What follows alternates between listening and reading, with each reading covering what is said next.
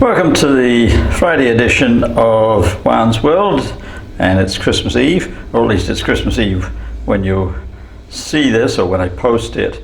I'm actually making it a few days earlier because I'm going to be too busy on Christmas Eve to do this. This is my wife's recipe for Kentucky eggnog. She used to make it every year. We could have it on Christmas Eve and on New Year's Eve, and that was it.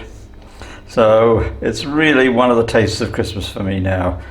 The taste of Christmas is also goose and Christmas pudding and mince pies and sausage rolls and so forth. But this was an addition when we first got together in 1980, and has been a special dish for me ever since, or dish I should say, drink. And I'll give you the ingredients precisely in a little while, but it's mostly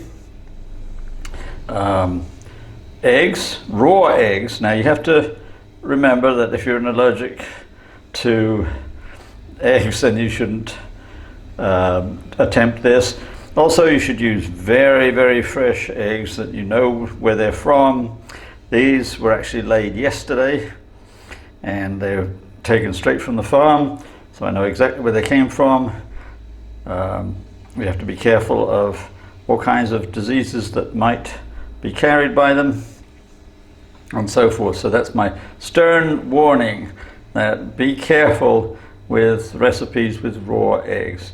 So it's raw eggs divided, milk, cream, sugar, a little bit of vanilla, and Kentucky bourbon. So let's get started.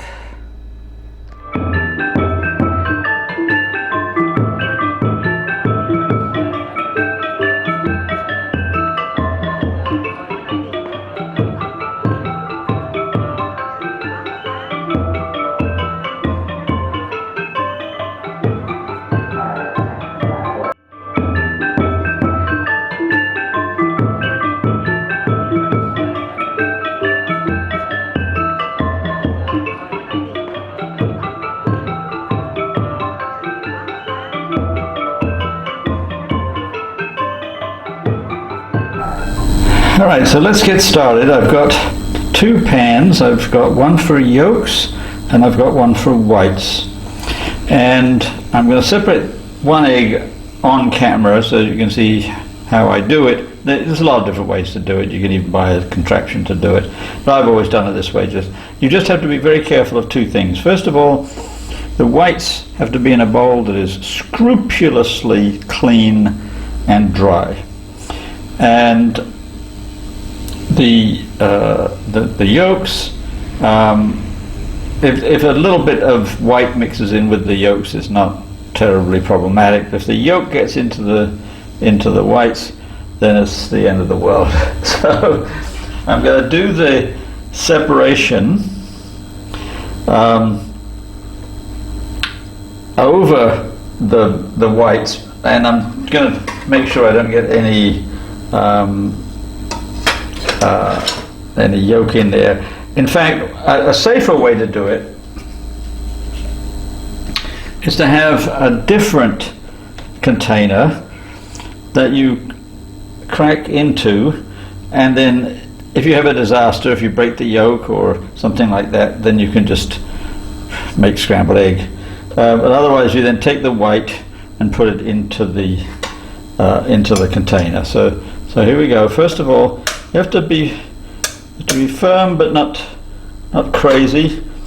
Crack the egg open, then turn it vertical and raise the cap, and you see that the yolk and the white are mostly in the bottom there. I'm just going to delicately put the yolk in, and the white all falls off, and then I'm going to put the yolk in with the yolks, and now put the white in with the whites, and I'm going to continue doing this, and then I'll come back. Okay, so there it is, 6 yolks in here and 6 egg whites in here. Didn't make any mistakes, and so we're ready to go. And most of the process from now on is going to be stills, I'm afraid, because it's all noisy. It's either going to be my electric beater or my food processor, and it's just too noisy to talk over. The first step, I'm going to take the whites and I'm going to beat them into stiff peaks. I'm going to add a little bit of cream of tartar to the whites to help in the beating process. I'm going to put them in my food processor, and then I'm going to come back and deal with the yolks. Next step is to beat the whites to stiff peaks, and in the old days I used to do this by hand. It's a bit of an effort, but I used to enjoy it. I've been doing it since I was about 8 years old.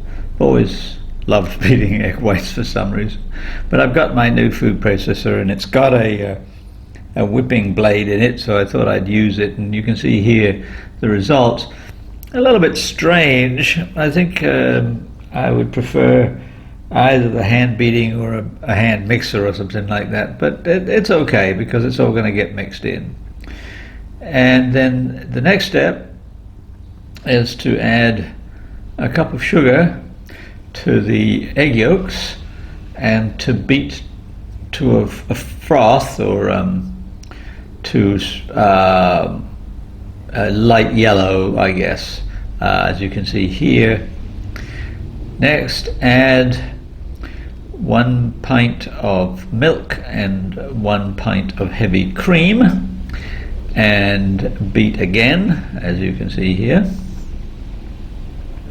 And this comes up to a nice froth, and then the final act of making the eggnog part is to fold the beaten whites into the mixture until it looks something like this.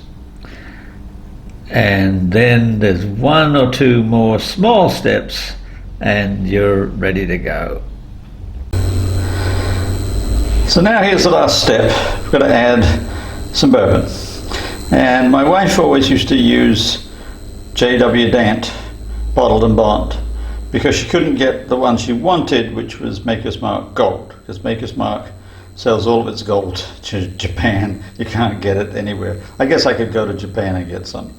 So I bought some Jim Beam. Remember that it has to be bourbon. Jack Daniels is not bourbon. I mean, it maybe look similar and all the rest of it, but it's made in Tennessee.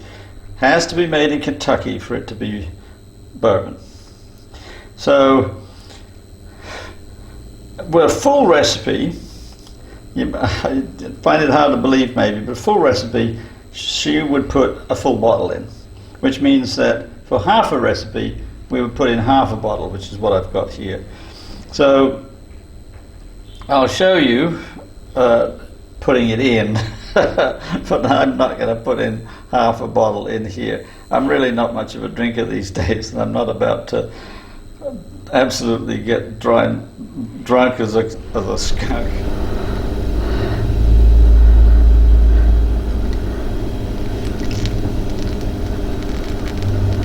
Okay, that's probably plenty.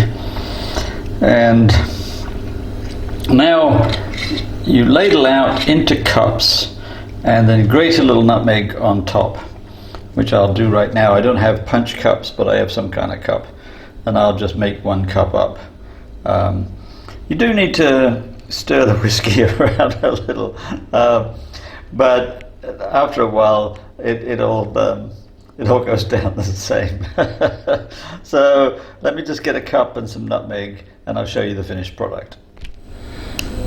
So there it is, ready to serve. A little bit of nutmeg on top. The whites mix with the yolks and the cream and everything fairly well, but there's a froth on top and then a body underneath, mixed in with the whiskey. So I wish everybody a Merry Christmas. I hope you have a good time today on the eve of Christmas, and tomorrow I'm going to be making a dark found a beautiful plump duck, so I'm going to be roasting duck. I'm going to be making a special stuffing with leeks and sausages, and I've got my Christmas pudding. So I may do an extra bonus video for Christmas Day, not sure. I may find it too much, but have a Merry Christmas.